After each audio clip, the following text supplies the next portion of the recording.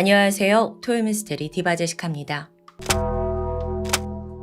1998년 3월 21일 한 척의 크루즈가 파도를 가로지르며 힘차게 출항합니다. 이 배는 미국의 로열 캐리비언 인터내셔널이라는 회사가 운영하는 초호화 선박이었어요. 그 이름이 랩소디 오브 더 시즈였고요. 딱 봐도 누구나 한 번쯤 타보고 싶은 크루즈입니다. 선내에 갑판만 10개, 또 객실이 999개에 이 모두가 사용할 수 있는 레스토랑, 수영장, 바까지 편의시설이 여러 개 있었죠. 그날 선박은 약 2,000명의 승객을 태우고 카리브해에 있는 푸에르토리코에서 출발을 했고요.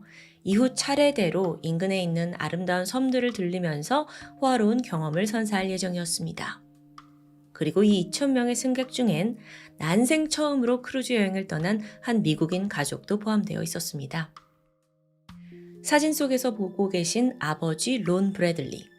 그에게는 이제 막 대학 졸업하고 취직을 코앞에 둔 딸이 있었어요. 아버지는 이제 이 딸에게 뭔가 특별한 선물과 기억을 남기고 싶었는데 때마침 회사에서 복지 차원으로 크루즈 탑승권이 나온 거예요. 너무 기뻐서 가족여행을 계획하게 된 거고요. 론의 딸은 당시 23살의 에이미 린 브래들리. 그녀는 어릴 적부터 수영팀에서 활동했습니다. 운동신경이 좀 남달랐어요. 그래서 그 덕에 대학에서도 체육 특기생으로 선발이 됐고 전액 장학금을 받았죠. 스포츠 심리학 전공하고 또 그러면서 인명구조대원 자격증도 따고 아주 성실하게 학교 생활을 했던 게 드러납니다. 졸업을 한 후에 어떤 직장에 갈지도 다 정해져 있었고요. 그 가족여행 계획했을 때쯤 그녀는 그 회사 근처에 새로운 보금자리 이미 얻어두고 좀 바쁘게 시간을 보내고 있었는데 그러다가 아빠가 가족여행을 제안한 거예요. 사실 에이미는 어렸을 때부터 수영팀에서 활동을 하긴 했지만 바다를 그렇게 좋아하는 편은 아니었습니다. 근데 생각을 좀 해봤더니 이제 사회인이 되면 가족과 함께 할 시간이 많지 않잖아요. 그래서 고민 끝에 가족과 크루즈 여행을 떠나기로 결정한 거죠. 3월 21일 아버지 론, 어머니 이바, 에이미, 그리고 남동생 브래드까지 이 4명의 가족이 모두 크루즈에 탑승합니다. 호화 선박이었잖아요. 여기저기 보면서 너무나 설레었죠? 갑판에서 다 같이 기념사진도 찍고 또 레스토랑에 가서 맛있는 음식도 먹고 그렇게 행복한 시간을 쭉 보냈고 하루 이틀 어느덧 시간이 흘러 크루즈에서 셋째 날로 넘어가던 자정입니다. 3월 24일 자, 이제 날이 밝으면 이 배는 퀴라소라는 작은 섬에 잠시 정박할 예정입니다. 이 섬은 네덜란드 왕국의 구성국 중 하나인데요. 이 카리브해에서 숨은 진주다라는 별명이 있을 만큼 경관이 아주 아름다워요. 그래서 가족들 또한 이번 여행에서 퀴라소 섬에 간대 이걸 굉장히 고대하고 있었다고 해요. 그날 밤 에이미와 남동생 브래드는 선내에 있는 수영장을 찾아가게 됩니다. 왜냐면 여기서 젊은이들을 위한 풀파티가 열렸기 때문이에요. 막 신나는 음악에 춤도 추고 술도 마시고 근데 또 부모님은 시끄러워서 싫다 하시면서 방에 일찌감치 들어가셨죠. 남매는 늦게까지 풀파티를 만끽했고요. 그러다 새벽 3시 35분 남동생 브래드가 먼저 객실로 들어왔습니다. 참고로 이 가족들은 큰 객실을 빌려서 4명이 모두 같이 방을 쓰고 있었거든요. 브래드가 먼저 방에 왔어요. 근데 잠에 들기 전에 담배를 좀 피워야겠다 싶어서 방 안에 있는 발코니로 나갔고 그때로부터 5분 후인 3시 40분에 누나 에이미 역시 방으로 들어옵니다. 그녀도 흡연자였기 때문에 동생이 담배 피네 나도 같이 펴야지 하고 발코니로 나가게 돼요.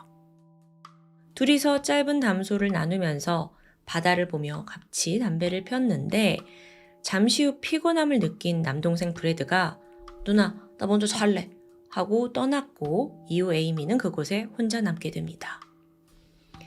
에이미는 그 새벽에 고요하고 어두운 바다를 즐기면서 한동안 발코니에 있는 의자에 앉아 있었습니다.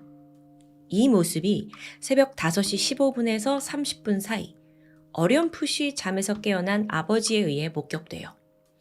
보니까 딸이 발코니에 있고 또 그 남동생 브래드도 잠을 자고 있고 다 확인을 해서 안심이 된 아버지는 다시 잠을 청했죠. 그러다 30분 정도가 지난 새벽 6시 아버지가 갑자기 잠에서 깨게 됩니다. 왜냐면 난데없이 한기가 느껴졌기 때문이에요.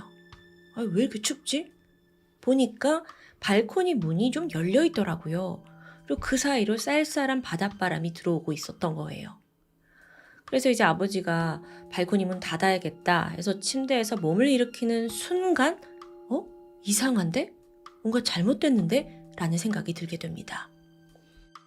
무심코 침대의 가족들을 한 명 한 명 확인했는데 에이미가 보이지 않는 겁니다. 그래서 아버지는 옆에서 잠들어 있던 아내, 아들 다 깨웠죠. 야, 에이미 어디 간 거야? 처음에는요, 시간이 해가 뜰 시간이니까 일출 보려고 나간 게 아닌가 싶었어요. 그래서 일단은 가족들이 배 이곳저곳을 돌아다니면서 에이미 이름을 불렀죠.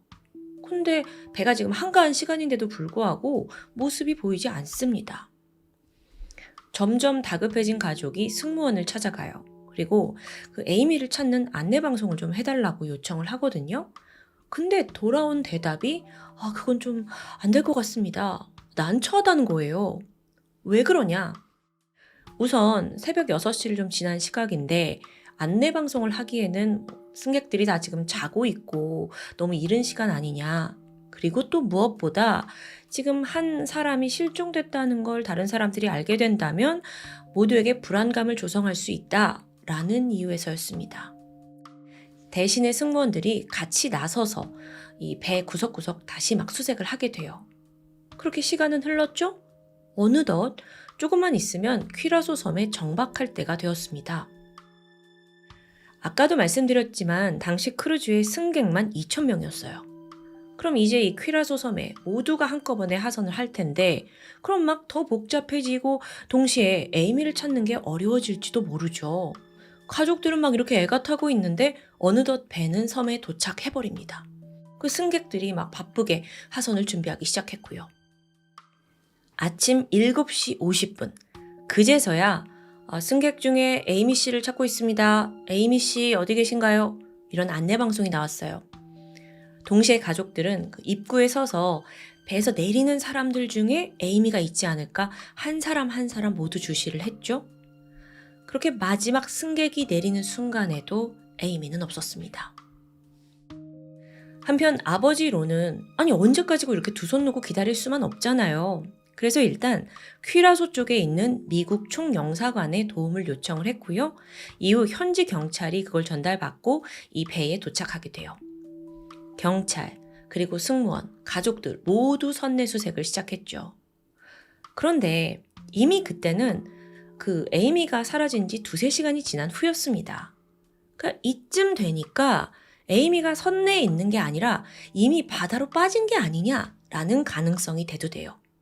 그럼 지금 배 수색하는 게 무슨 의미냐고요. 잠시 후에 해안 경비대에다가 헬리콥터 다 동원이 돼서 크루즈가 지금까지 지나온 해안을 모두 샅샅이 살펴보게 돼요. 그러니까 혹시나 물에 빠져서 지금 바다 위에서 구조를 기다리는 건 아닌가 싶었던 거죠. 그렇게 헬리콥터 수색까지 했지만 발견되는 사람은 없었습니다.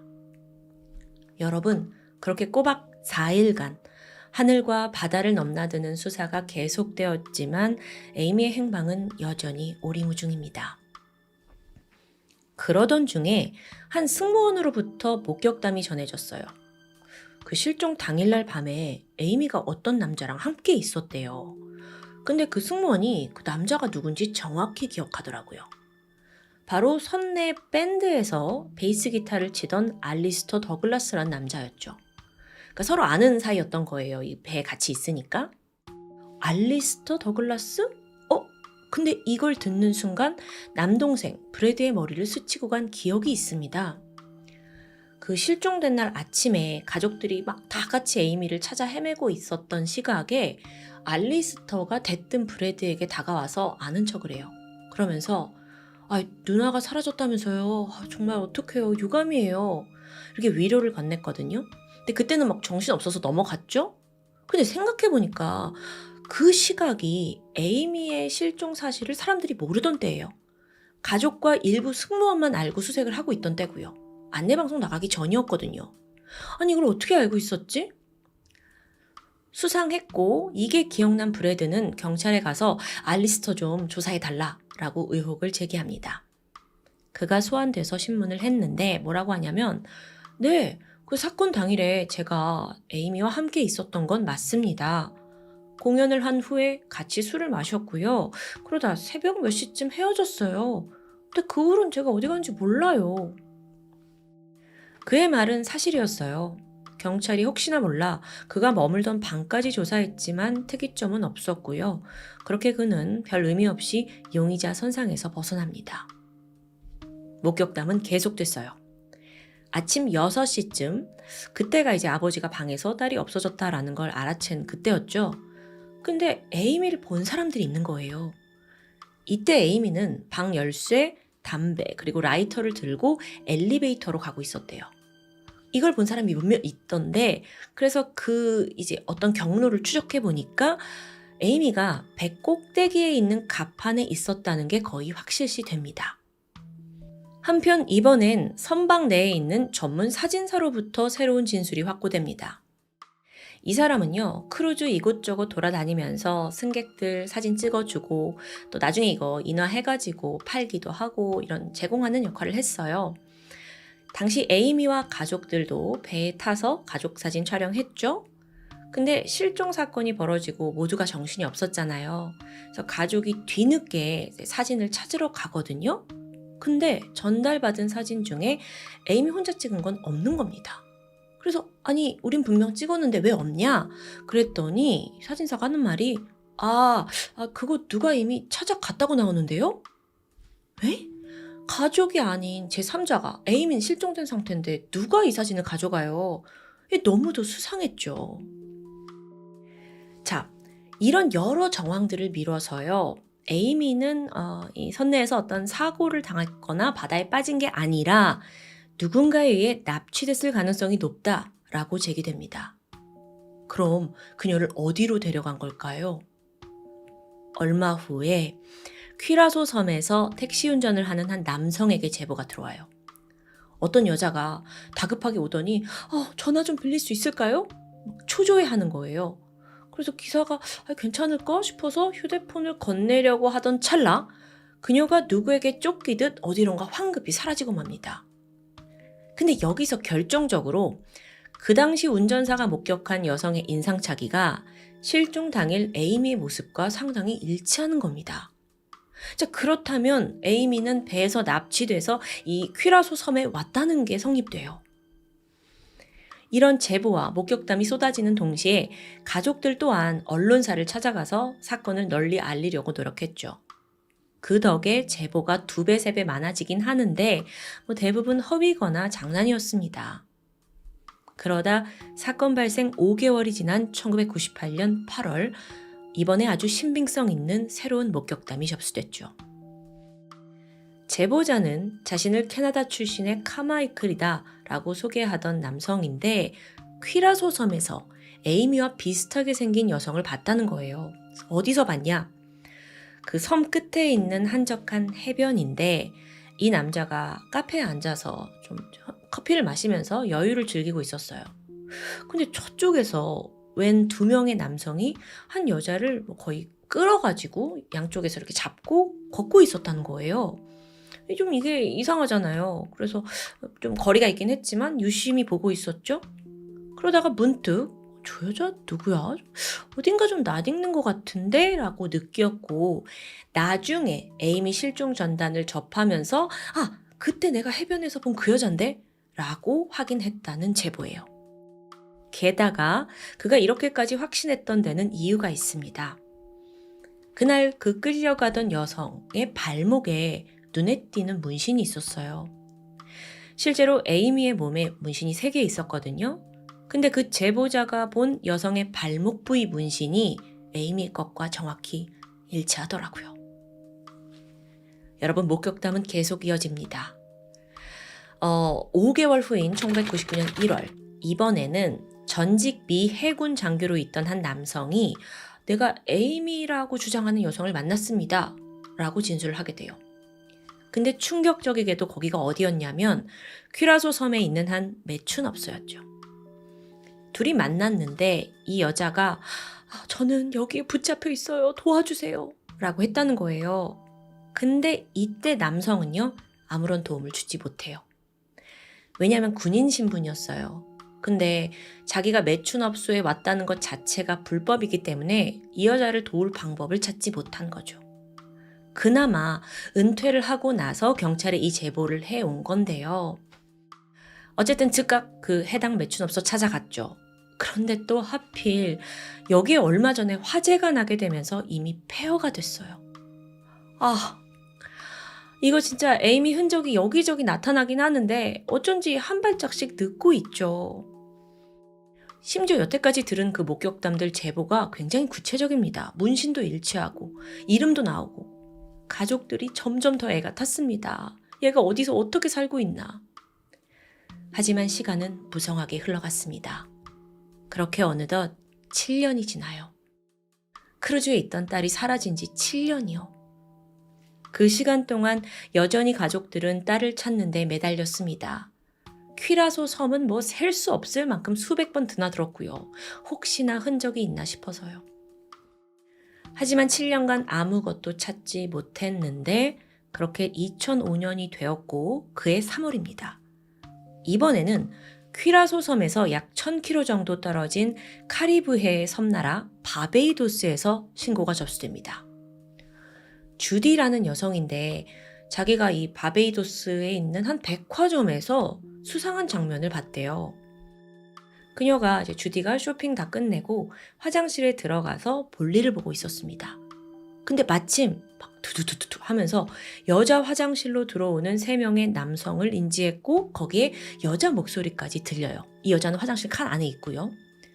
근데 남성들이 아주 강압적으로 이 여성을 제압하는 듯 했어요. 뭐라고 말을 하는지 구체적으로 잘 들리진 않았지만 대충 보면 야, 너 우리 말 들으지 않으면 죽여버릴 거야. 이런 위협이었대요. 이 주디 씨도 너무 무섭잖아요. 지금 여자 화장실에 남자들이 들어와가지고 어떤 여자를 위협하고 있으니까. 그래서 자기도 이 칸을 나갈 수가 없는 거예요.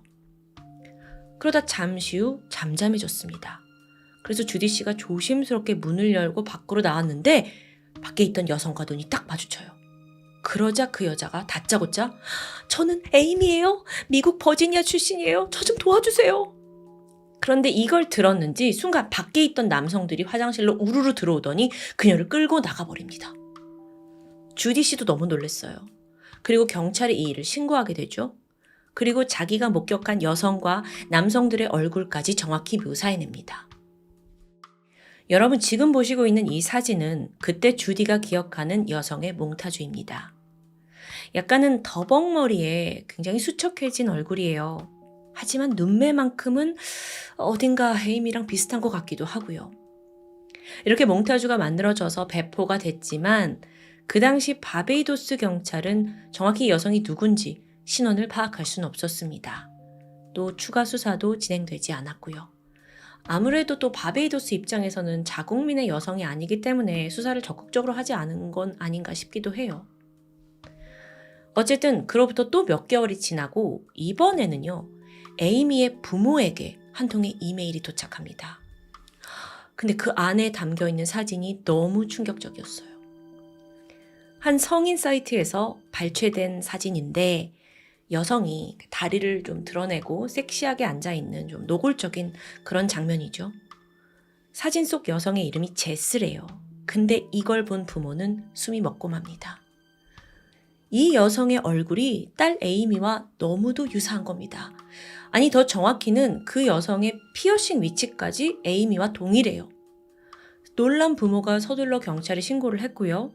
그 이메일을 보낸 익명의 제보자와 또 사진이 어디에 업로드 됐는지 사이트를 추적했어요.